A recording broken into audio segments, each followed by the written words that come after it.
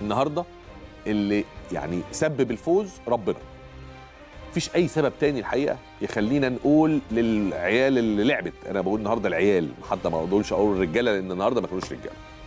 العيال بتوع النادي الاهلي اللي لعبوا النهارده ربنا بيحبكم جدا.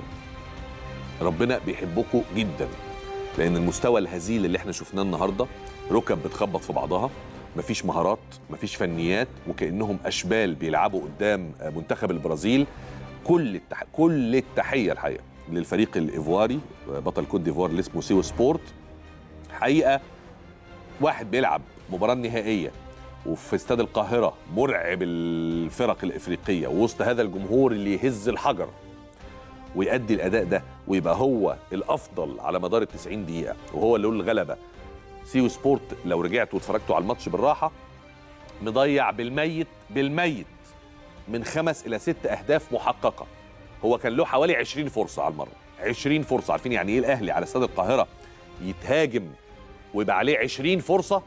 يعني وصلوا لمرمى النادي الاهلي 20 مره ويمكن اكتر، بس ما بين ال20 دول في 5 6 جوان.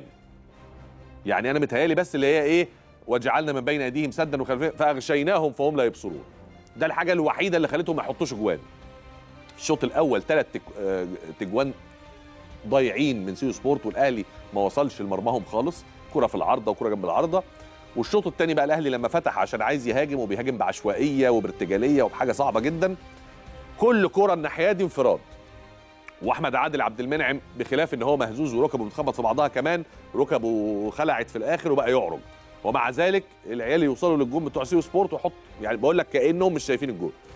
فده ربنا رايد ان الاهلي يفوز، ربنا رايد ان مصر يخش لها بطوله جديده.